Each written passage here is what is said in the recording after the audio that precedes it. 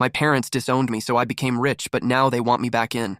The day my parents kicked me out was the coldest moment of my life, and it had nothing to do with the weather. I was 19, had just told them I didn't want to become a doctor like they'd planned since I was 5. I loved coding. I'd been building apps since I was 15, but to them, that wasn't real success. So they gave me an ultimatum: med school or leave. I chose myself, and they shut the door behind me without looking back.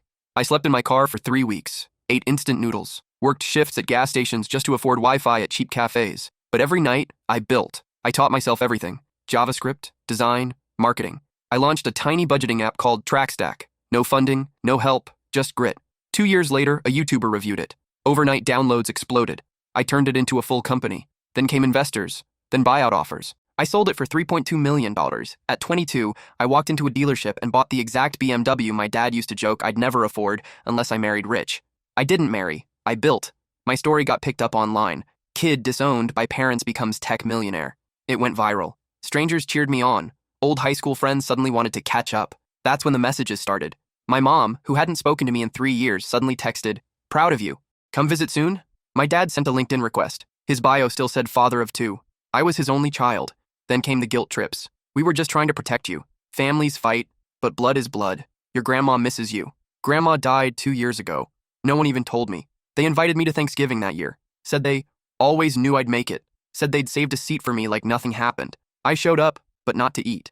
I parked that BMW in their driveway and walked in wearing the same hoodie I wore the day they threw me out. My mom opened the door with a beaming smile, arms wide. 'Look at you.' My dad offered me a drink, all fake charm. 'We've missed you, son.' I didn't hug them. I didn't sit. I just looked around at the house that used to feel like mine. The same kitchen, the same couch. But it wasn't home anymore. I looked them dead in the eyes and said, 'You didn't raise a son. You raised a stranger. A stranger who did better without you.' Their smiles dropped. My mom blinked like she hadn't heard me right. My dad scoffed, like pride would save him. I turned around and walked out.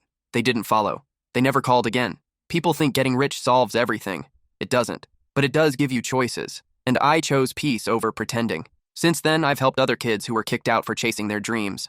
I've funded scholarships for students who code in cafes and sleep in their cars. I don't need my parents' approval. I built something better. A life on my own terms. I even hired a team of young developers from backgrounds like mine. Kids society gave up on. Together, we launched 2 more apps, and now we're building something bigger than all of us. A real future. One where no kid gets left behind for not following someone else's blueprint. I still get letters from my parents every Christmas. I never open them. I don't need closure when I've already closed the chapter. They chose silence when I needed support. Now they can live in the silence I left behind. They say success is the best revenge. But really, silence is louder than any apology that comes too late. You can't shut a door on someone then ask for a key when they build a mansion.